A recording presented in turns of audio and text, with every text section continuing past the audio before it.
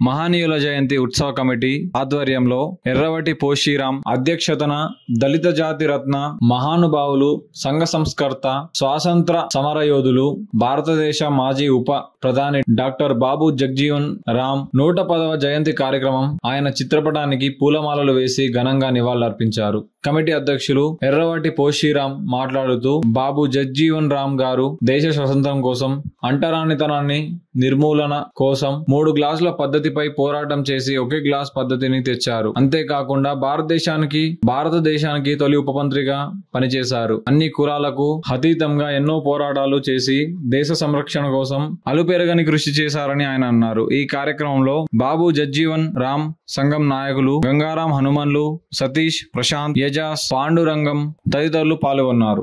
బాబు జగ్జీవన్ రావు గారు జయంతి నేడు ఇక్కడ బాన్స్వాడ పట్టణ కేంద్రంలో డివిజన్ కేంద్రంలో జరుపుకోవడం జరుగుతుంది. ఇదివరకు గత ఏడాది కూడా మేము ఇక్కడ పోచారం భాస్కర్ రెడ్డి గారు DCCB చైర్మన్ వారు మాకు ఇక్కడ బాబు జగ్జీవన్ గారి విగ్రహాన్ని ఇక్కడ మాకు అందజేశారు. వారి ఆధ్వర్యంలో గత ఏడాది ఘనంగా జరుపుకోవడం జరిగింది. నేడు ఇక్కడ ఎన్నికల కోడ్ ఉన్న దృష్ట్యా ఇక్కడ వారి చిత్రపటానికి పూలమాలలు వేసి నివాళులు అర్పించడం జరిగింది.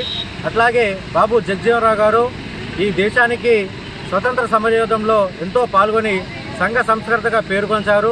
అట్లాగే వారు ఈ దేశానికి ఉప ప్రధానిగా సేవలందించి ఈ దేశానికి ఈ అభివృద్ధి పథంలో పయనించడానికి ఎంతో కొంత వారి దోహదం మనకు దోహదపడిందని చెప్పాలి.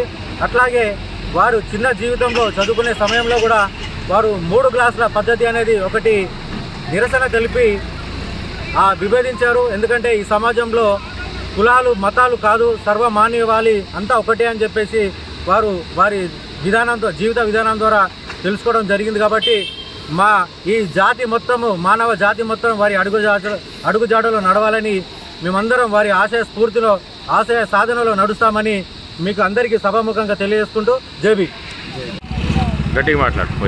అందరికీ జేబీ. నేటి రోజున బాబు జగ్జీవన్ రామ్ గారి 110వ జయంతి ఉత్సవాలు బాన్స్వాడలో ఘనంగా నిర్వహించుకుంటున్నాము. దీనికి ఉత్సవ కమిటీ ద్వారా జగ్జీవన్ రామ్ గారి జయంతిని ఘనంగా జరుపుకుంటున్నామని తెలియజేస్తున్నాం. అంతేకాకుండా మాకు గత సంవత్సరం పోచారం శ్రీనివాస్ రెడ్డి గారి ఆధ్వర్యంలో ఘనంగా నిర్వహించుకున్నాం. ఈసారి కూడా అదేవిధంగా చేద్దామనుకున్నప్పటికీ ఎన్నికల కోడ్ విషయంలో ఏదో జరుపుకుంటున్నాము. దీనికి అందరూ సహకరించినందుకు ప్రత్యేక ధన్యవాదాలు అందరికీ.